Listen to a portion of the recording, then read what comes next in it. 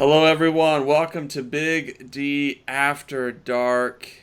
I am your host here, Nathan Hill. Excited to join you. We are live. We are going here on the Big D Soccer YouTube channel. Thanks for joining us tonight as you filter in. There comes there in the middle is our one of our heroes for the night, Ben Lyon at Bird Turgler, and then finally at the end, just bring coming in with his Corona with lime. Oh man, he's ready to go. Pandemic Central, Jose Carmona, El Chico Carmona. And thank you all for joining us out tonight. And what else are you going to do with your evening when we don't have FC Dallas soccer results to talk about? So let's hang out together. Let's enjoy a cold beverage of choice. No pressure, no judgment, whatever that beverage might be for you. And let's talk about just life and surviving the pandemic and when will MLS start back? All the questions that we are thinking about. So welcome. It's been a couple of weeks just sort of getting our heads wrapped in this life without soccer, but we are back. So if you're joining us, please take a moment and let us know you're here. I'm pulling up, making sure I have my chat window ready here, and send in your comments, your questions, your ideas, your feedback. Let us know what's on your mind as you think about this unusual situation and what life is like without regular soccer. It is a strange thing. So anyway, It stinks. it stinks, Let me doesn't it? just go ahead and interject right there. It stinks. Um, yeah, like watching FIFA Twitch isn't really cutting the mustard. Yeah, Yeah, I wanted everything to come back now. yeah,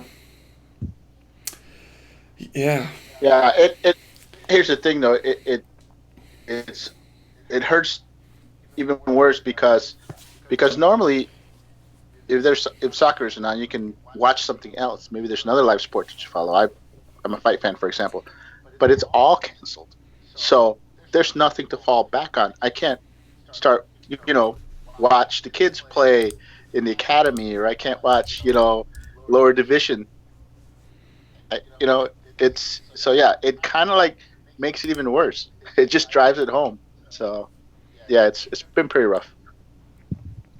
Well, in the latest news coming out of the league, it was posted on the website at bigdsoccer.com, is that the league had sort of talked to the CDC and decided a sort of early May potential return.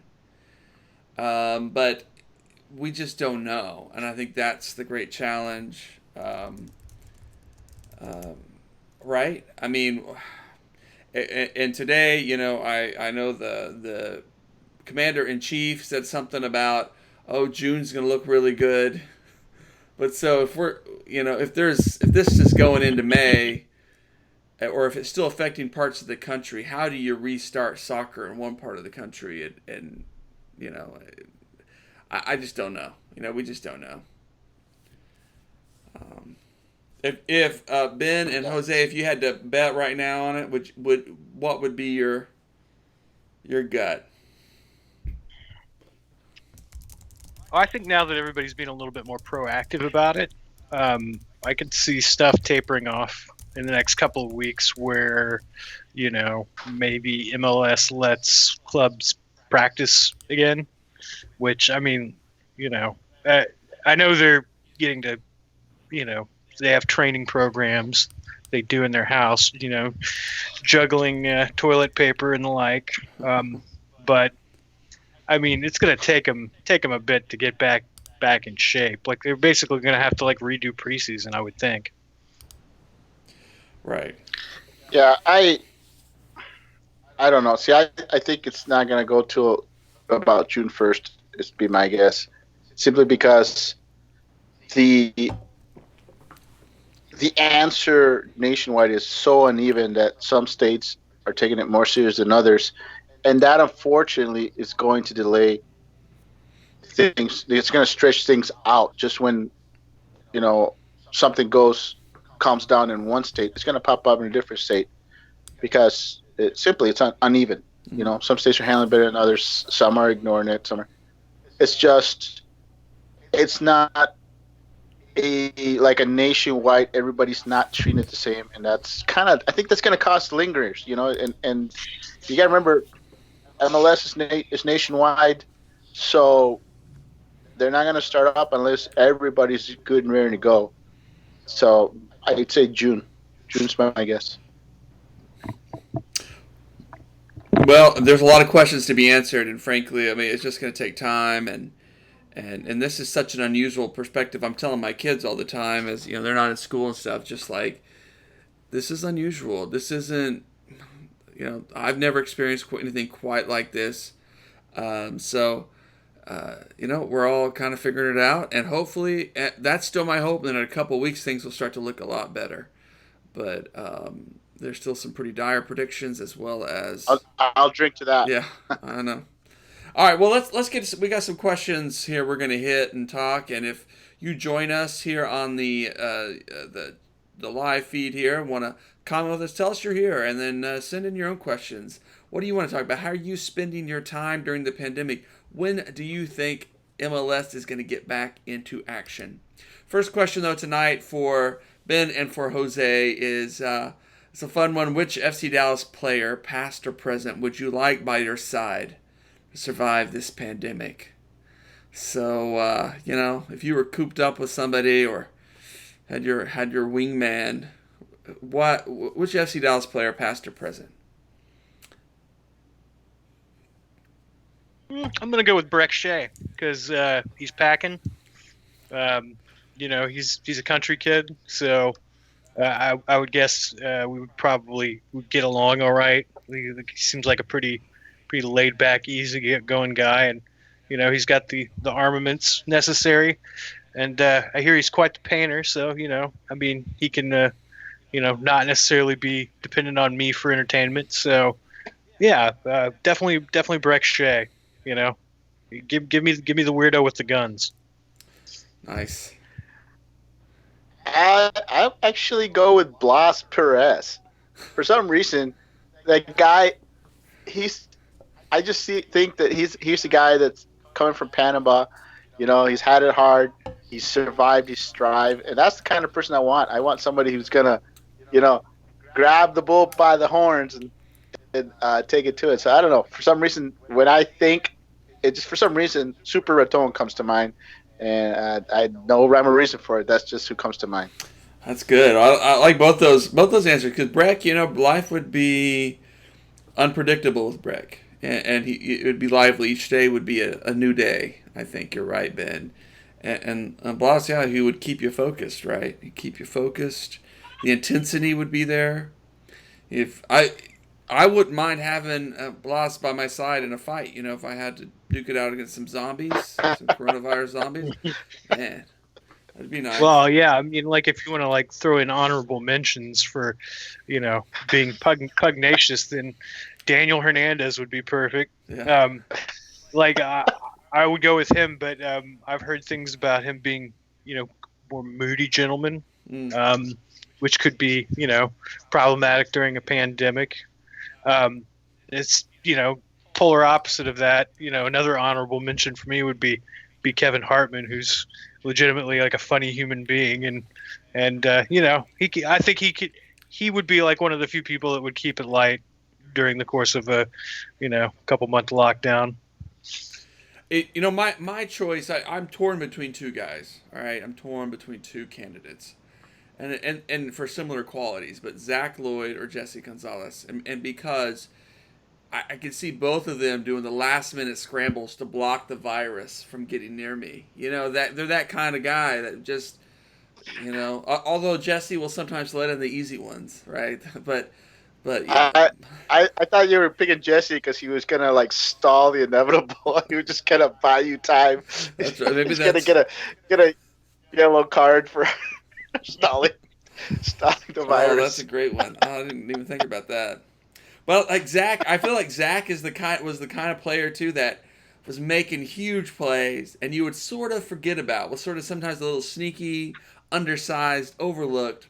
was incredibly good. And so he'd be that guy, like, you'd come to forget that he's there in this pandemic with you. And then all of a sudden, he saves your ass, and you're like, oh, Zach, thanks, man. And a good guy, too. Yeah. Well, And actually, that was the second guy that came to my mind, actually. So that would be my runner-up. great. I'm there with you on that. All right, good. All right, next question. And thanks, everyone, for joining us tonight. Will this more serious soccer question? Although I want to couch this in a little sensitivity that there are people fighting for their life right now, and there are people who have died, families grieving right now with the way this virus is affected. But and so we're not trying to pitch this question as a positive, like it's like this, but it's fun to think about. Just this is an unusual set of circumstances. So as we think about that season maybe starting in June, getting kicked off soccer again, did this unexpected break, is it going to end up helping any MLS teams who might be already dealing with injuries, who waiting on transfers or other issues? I mean, is it going to end up being a boost to some teams? Now I know like it won't be necessarily for Atlanta because Josef Martinez his ACL tear, he's going to be out for at least a year, so it won't be anything like that. Well, yeah, you have to keep in mind though that just basically delays the clock until they get to the summer transfer window. So I mean, like, I don't know how much that's going to be affected, if in fact it is affected at all by the delay. But that actually could work out in their favor. Yeah. I think with LA's a rough start to the season, like, I mean, they can probably figure out some things and kind of reboot after a rough start. Those two come to mind. Yeah, I think it helps teams that shuffled the deck, that went out and made a lot of changes, or teams that are implementing new systems, like Orlando, for example. You don't think Pareja maybe with an added month prepare his team for what he wants done? I mean, that's got to be good for him. He can keep working them, because it takes a while for. I mean, all you got to do is look at Almeida's system. San Jose started off really bad, and once the guys all got on the same page, and then you saw San Jose second half of the season was a completely different team, and that helps a team like that, a team with implementing a new system. Those are the big winners, because now you're going to have the coach can keep in contact. You can keep saying, hey, you need to study this, you need to study that, get the terminology down, get everybody on the same page. And honestly, I think, like I said, the guys, the teams that have new managers, they're the big winners here. They're the guys that are going to be able to be better for this. That's just my opinion. It doesn't mean it's true, but I would say that extended time, because you're going to get basically a second preseason out of this. So, in my opinion, any team, Orlando, I think is a good example of that. Well, it helps FC Dallas as far as getting some guys healthy. The first game of the season, right? Tessman was, he started and put in some good minutes there, but and that was because of Brian Costa coming back from surgery. Plenty of guys. Paxton's still coming back to fitness. Yeah. Well, I mean, a team like Dallas is a big winner because of, look at all the absences. Forget the injuries. We knew that we're busy players for news, but we're expecting a lot of absences due to international call-ups and the Olympics and all that. That's not going to happen now. Yeah. So now, when Dallas, when this gets kicked off, very likely it's very likely going to be 100%. I mean, you're always going to have someone that's nicked or banged up for whatever reason in training, but overall, you're going to be looking at a team that's going to be healthy and suddenly doesn't have all these international call-ups and missing people that we were all bracing for. That's probably not going to happen. Mm-hmm. So, yes, it helps a lot of teams. But Dallas was going to be really hurt by that, and now they're not. Mm-hmm. So I think Dallas is definitely one of those teams that you should definitely consider could be a winner in this said and done. And that's right. I mean, I'm still sitting there with Ben's comment too, of thinking just like it means that that teams who were waiting for that summer transfer window to make some things happen, to shuffle some pieces, to try to figure out a signing or two, they're gonna have to wait a lot shorter time and maybe get through. And so yeah, even think of a team like the Galaxy, who really need help in their roster, really need to figure some things out. And so far, yeah, it could do some work. Yeah, it's just gonna be interesting to see. It's just such an unusual scenario, though, and I've been playing my Football Manager 2020. It's free to play. Everybody, it's a terrible game. It's trash. It's still free to play. Yes, they extended it to like the Okay. first week, this next weekend, and it's crazy because Okay. I was gonna set Maybe up I'll give it a. a try after all. I was gonna set up an FC Dallas, like FC Dallas NYCFC like match or whatever. But the problem is you play that game and the computer managers just go nuts, and so you end up playing NYCFC and they've traded for half of Los Angeles Galaxy's roster and stuff, and it just doesn't make any sense. Like Houston traded for Kyle Beckerman.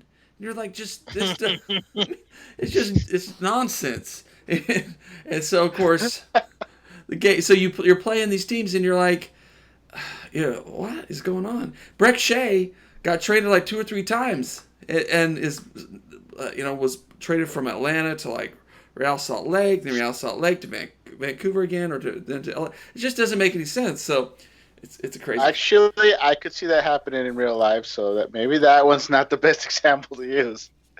He's probably getting traded right now as we speak, for all we know. All right. Well, right. Well, I thought he was signing with who did he sign? Jacksonville, right? Is that right?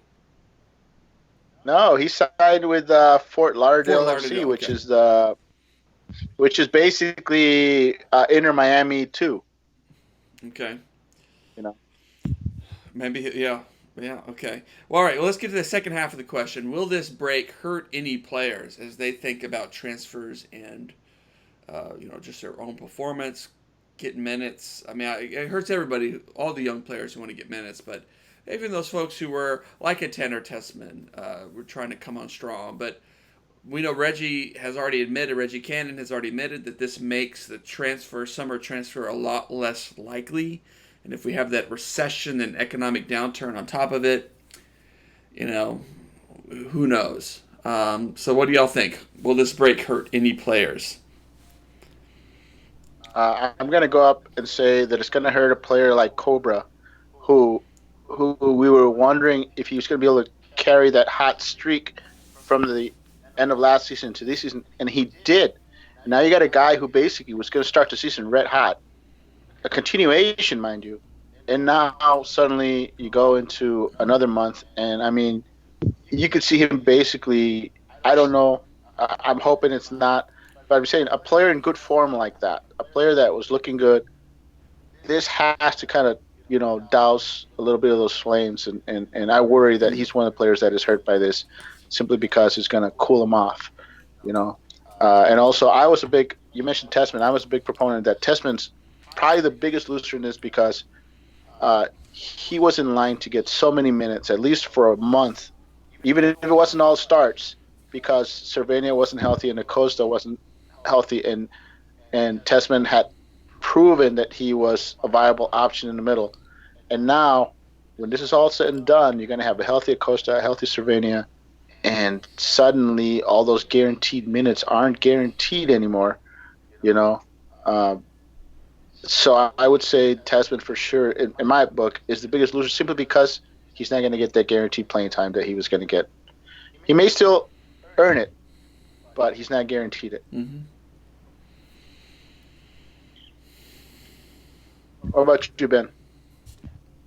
I have to agree with Cobra. Another thing that he misses out on now is European Championships pushed out a year. And so, Yeah. he's looking pretty good about getting his chance to play. This cup, with it being in 2020, but he pushed it out a year, and I mean it makes his Cinderella story seem less likely, which is and really really unfortunate because that was so much fun last year with him, breaking out for the Czech Republic, and Yeah. just playing so well for us down the stretch, and then to start the season off. I mean, come on.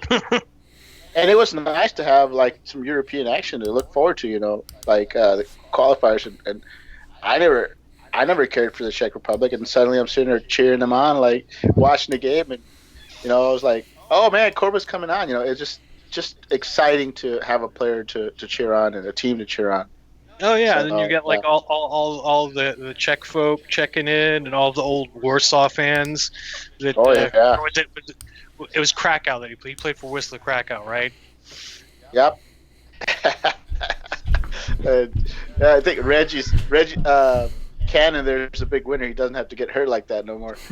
But if you're mentioning Cobra in that light, then you got to think that the kids that were going to be in the Olympics have to see this as a loss, because that would have been a showcase. Maybe don't get traded this summer, but you want to have that Olympic performance to wow the scouts. If you want to impress teams in Germany and England, what better way than to go into Olympics and ball out? And you got to think that that's something where you said Cobra, and if that's the case, then you got to think Reggie, Pax, Cervenia, those guys they got to be lamenting, that lost opportunity. And then take it further down the chain.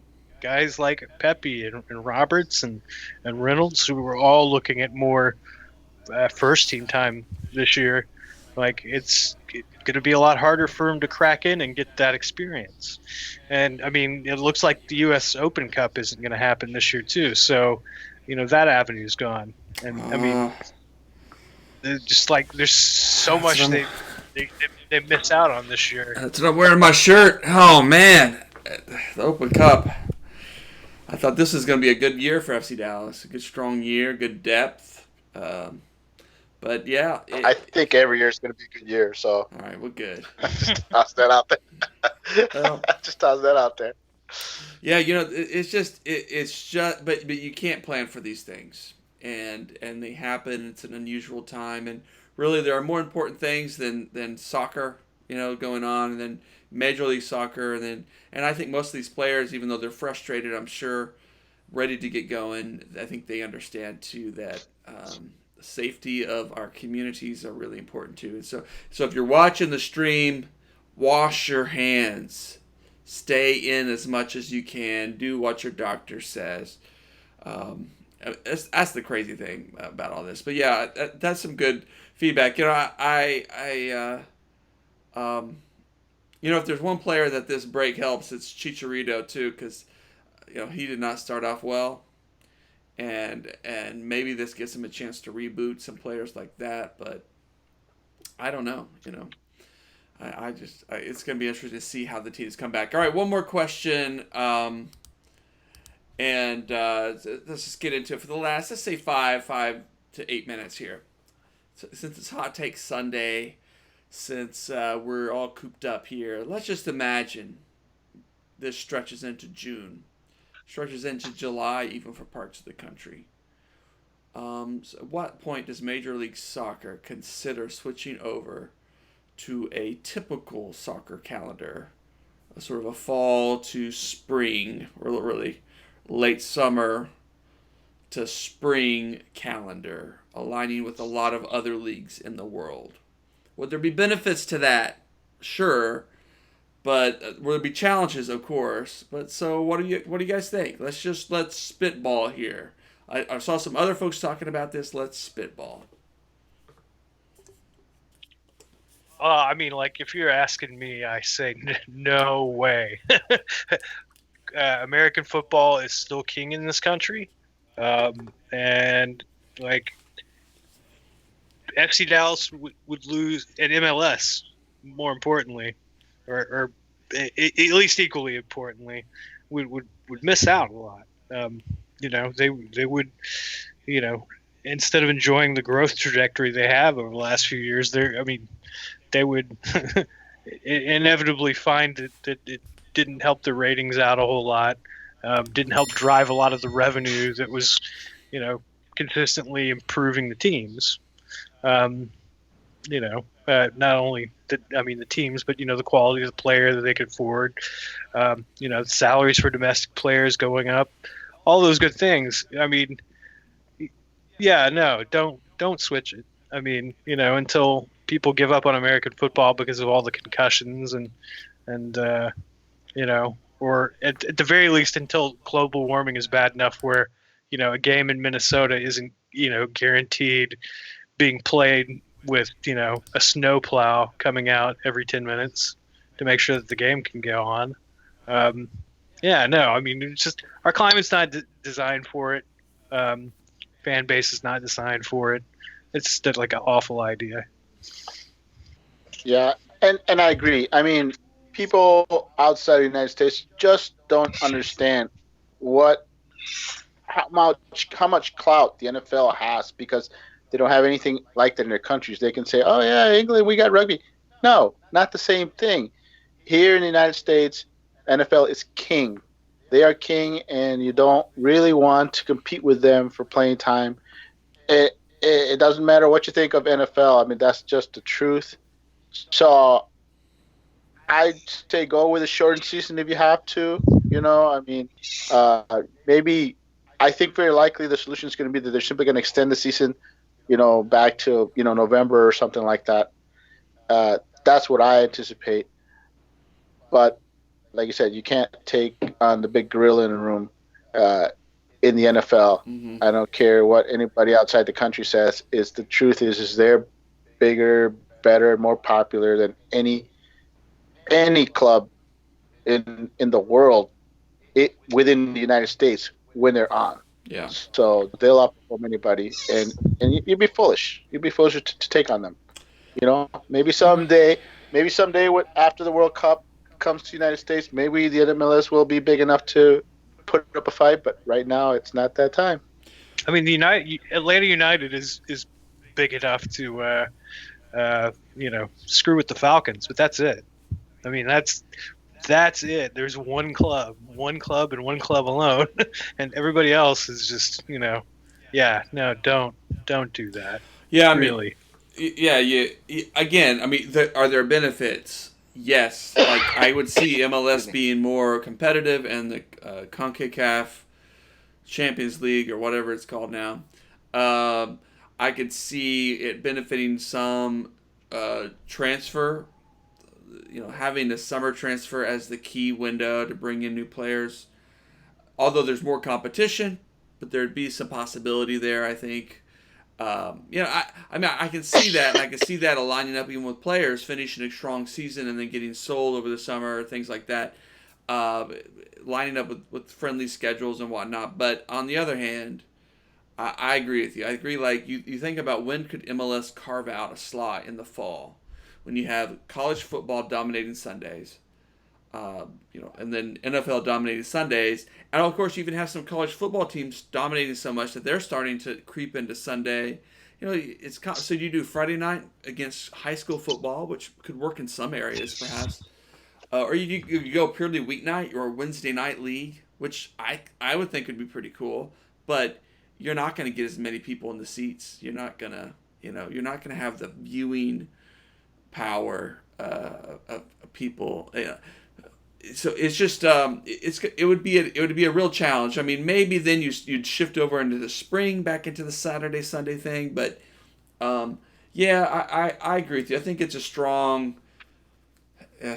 They would have to be really clever and creative, and then think about all the teams that do need their access to stadiums like Atlanta, Seattle. I'm glad you mentioned college football because that's something that you cannot explain outside the U.S. either. Just think of college football as its own super league. I mean, there's about 60-some teams that have stadiums with at least a minimum of 40,000, and they sell out every Saturday. I mean, and really, the Division I's got over 300 teams. That's not including, 1AA. So come Saturday, I mean, we're talking just about every city, sells out. I mean, here, I'm in Wisconsin, Madison, small city. I mean, it fields a 5,000 seat stadium for soccer. It's got a 80,000 seat football stadium that sells out every Saturday. You know, so I mean that's the difference. Mhm. People will say, "Oh, you can't. It's a small city. You can't have a big soccer team, but you can have a huge, huge football team." And that's the truth nationwide. Mhm. Nationwide, and you can't explain that. You can't explain that some of these bigger colleges have budgets of over $50 million. Oh, I know. I'm right here in University of Maryland. They don't have a good football team, and they still throw money into that. But let me shift it to this though. Let's just say that we get to July, and this pandemic thing is still crippling some urban areas, some parts of the country. What does MLS do? I think that's the big wonder. That's the big question mark. A short season, really condensed. Western Conference only. What Eastern Conference? I mean, I don't know. I mean, if it goes into July, then we've got bigger problems than MLS. Probably at that point we're breaking out the Mad Max. But I think the condensed season is the way to go. I mean, maybe it's only going to be a 24 game season or something like that. There's no getting around that. MLS is going to have to be clever about it. The good thing for MLS is they don't have to deal suddenly with the USL. I mean, US Open Cup. Those are games that now they can have midweek games. That's probably what's going to happen. Is you're going to have more, games, more 3-week, game on Saturday, game on Wednesday kind of deals, and maybe that's what's going to happen. I think that's what's going to happen. They're going to try to cram as many games as possible, and take it from there, and try to get like I said, 20 to 30 games in, if possible. They're going to do the best of it. They'll find a way to do it. Cram it in, baby. Cram it in. Hey, I love Wednesday night games. I mean, something in the middle of the week. I'm okay with the condensed season, and I think it benefits a team like FC Dallas with depth, with young players who are going to go out there and just try some stuff. And so you rotate. Some teams who don't have that academy, they're gonna be struggling. They're going to be worn out a little bit in some of those games. So hey, let FC Dallas. Here's something that MLS might consider. Let's say everything doesn't open up for business by come June or July, but let's say that things are at least relaxed. Let's say the whole 50 people gathering in one place gets relaxed to say 200 or something like that. At what point does MLS start considering holding games without a crowd? Because let's face it. Good point. That's a gamble that could pay off. Because people are starved for live sports. They are. Mm-hmm. So people that hate on MLS or would they suddenly turn their nose down on an actual live game going on? I mean, that's something MLS you have to wonder if they would consider it. That'd be great. That would be interesting. That would be cool. Yeah. My gut. I only bring that up because UFC is looking into that. UFC is looking into, hey, we got some live sports planned. Where can we host it? Where can we find it? And they're looking for places where they can, whether within the United States or outside the United States, because they know that a card, let's say a small card that would only be shown on ESPN Plus, suddenly ESPN wants it, NBC wants it, Fox Sports wants it. Suddenly, a small event is a big deal. Mm-hmm. So that's the only reason I'm bringing that up. Oh, it's a good thought. No, and I could even see a thing where they say, hey, preseason matches are the whatever the interconference or whatever. So we'll get some of those games out of the way, Maybe they count, maybe they don't. Like you use some things like that. Get teams going, provide some entertainment. Maybe even it's even that preseason. If they put some exhibition matches to get people fit, they could be hot things to stream with no fans to give people an option, something to watch. Yeah, unusual times. Here's a suggestion, and I'm wondering. Let's just say it goes into July, and we end up with a condensed season that's only going to be 20 games or something like that. Wouldn't it be interesting if MLS said for this season only, since we're going to have a condensed schedule anyway, why don't we break it off into more than 2 conferences? Break it off into, say, 4 conferences and say, okay, you're only going to be playing your conference and some select out-of-conference teams, teams that you normally would play. And this way you maximize, say you got to play 2 games against a conference rival. You could maximize LAFC against Galaxy by having them play twice in those 20 games. I mean, you can maximize your rivalry games as a one-time only deal. And I think that's something that could be – I would like to see MLS do something out of the box like that where they say, hey, it's a one-time deal. We're going to split off to smaller conferences. You get to play your small conference opponents twice, you only get 20 games, so you get to play Houston twice. I think that's a win. It's like an old round robin, and then old round robin tournament, and then you advance into playoffs. I mean, yeah, that'd be cool. It would certainly make the playoffs. It would certainly make the playoffs more interesting because, you didn't get to play Seattle all season, and you get to run to them in the playoffs. So, it's the one time you're going to play them all year. You're going to be that much more hyped up to play them. So I think that's one way that I would like to see them do something like that for a condensed season. That is.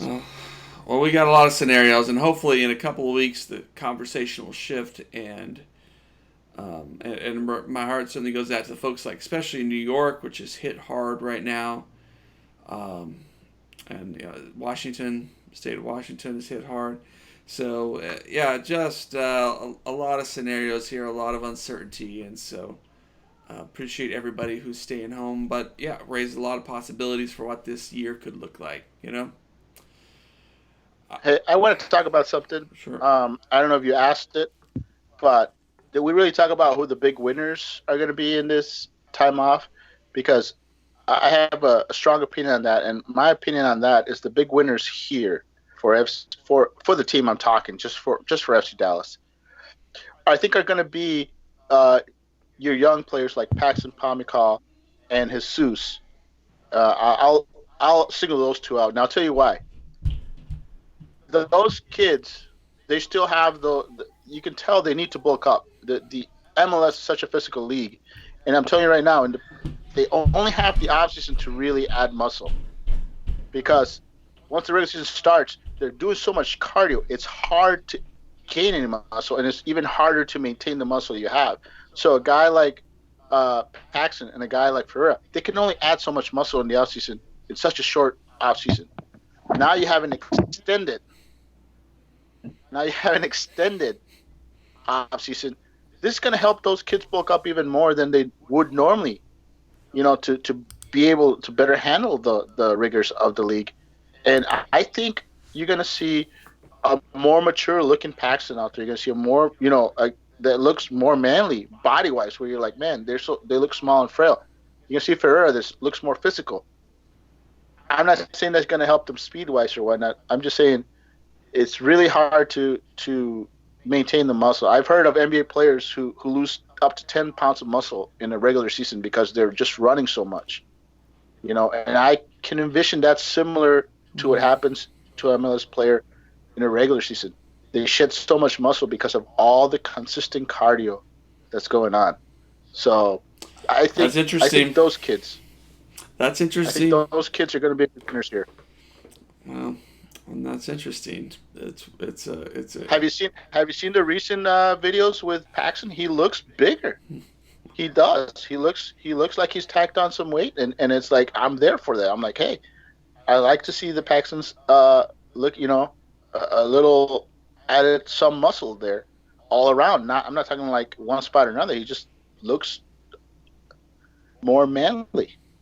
That's exciting. Well, we are in the works. I'll just let you know. I did reach out again, and we're going to see if we can get a FC Dallas player on the show with us in the coming weeks, and hopefully we'll have some good news to report on that, but usually takes a little bit to get things sorted out. I think we're going to leave it there tonight. Ben got pulled away for a minute. I think he had to put out a fire or something, but good for Ben. We're just going to leave it there. We've been on about 40 minutes or so, so appreciate everybody who has joined us this evening. I know what else are you going to do, right? I could go 40 minutes. I know. I could go 40 minutes more. I got nothing else to do. I'm just going to probably play some video games. Same for me. Maybe I'll download Football Manager and get irate. Get in there and just find a good tactic. I would advise you to get into some mods. I mean, if you can get some mods, man, you might as well have fun with that. I'm probably gonna try to download the Forward Madison mod, and play them. If you're, after I play FCD, of course. Yeah, no, that sounds fun too. I mean, that's my one thing is I would love to be a very successful FC Dallas coach and resign and then coach a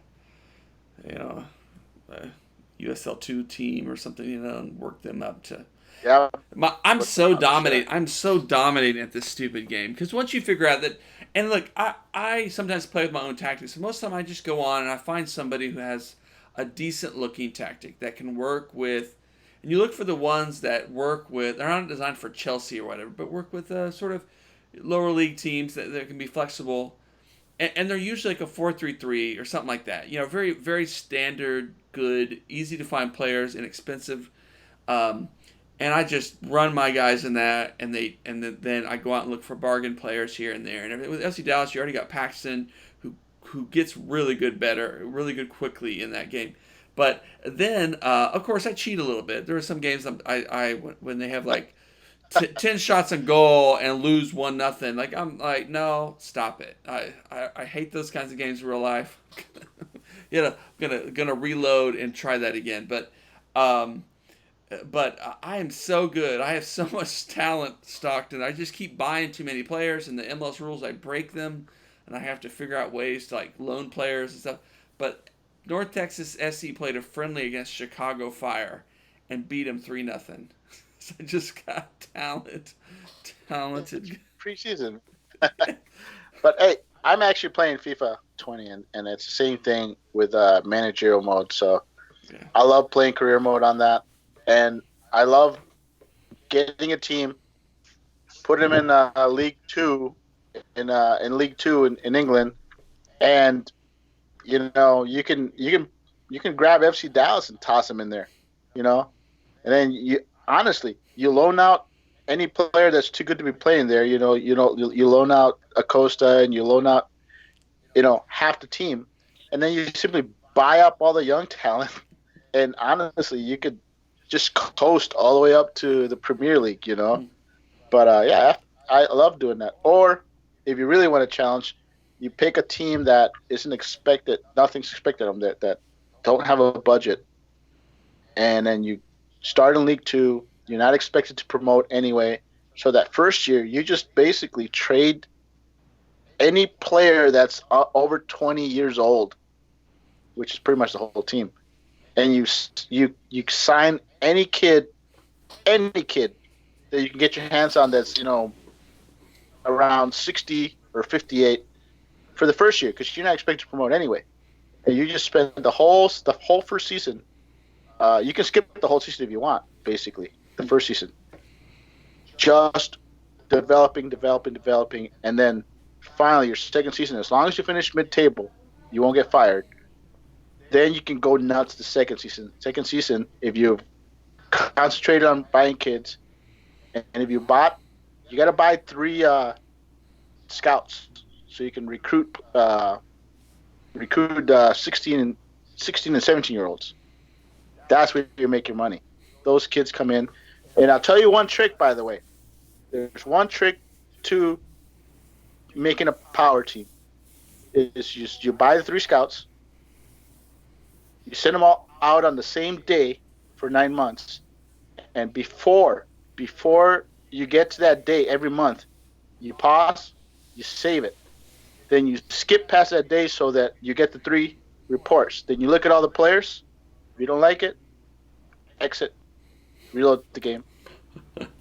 Yes, I Go love again. it. I love it. Cheat And- Code Central. And believe it or not, you'll do it like 3-4 times. The better the scout, the less amount of times you have to do it. And you'll have like a monster lineup that'll just rickroll everybody in the league because besides the players you're signing, your academy's just producing studs left and right. And pretty soon you'll be loaning out half your team because you can't start them all. Mhm. So anyway, it's fun. I like doing it. Yeah, cool. Well, good. We were just talking video games and stuff, but we're gonna wrap it up here. Let me. I like that cat, by the way, Ben. I like Rattler Rock. It's like a great band name right there. Great Oklahoma band name. Yeah. It's actually from Blum, Texas. Okay. You guys, no comments on this? Charles Peterson. No. Yeah. Oh, I just noticed. I didn't even look at it, man. All right. It's Happy Gilmore, Yeah, man. I know. I need to watch that movie. All right, well, I'm going to leave it there. Have a good night, guys. Thanks, everybody, for joining us. We will be back next Sunday night, hopefully with some soccer to talk. And, Ben, I am working on a special guest, potentially an FC Dallas player to join us, but we'll see just how that shakes out. And Also, we will be doing a movie club deal. Oh, that's I think right. we're talking about. talking about with a Big D, So- just to pass the time, some kind of movie club experience. Send out a couple movies each week to watch. Talk about it, right? We'll have time for that. Yeah, We all have time for that. yeah. All right, thank you all for joining us, and we will see you at BigDSoccer.com. I'm going to close out with, let's close out with some nut kicking action here. The first thought that went through my mind, the first strike I took was, oh, please don't let me die. But these guys don't die. They don't even get hurt. When you stand up and get ready to take a blow, you have the confidence that you can accept the blow. As a point of interest. Good night, everybody.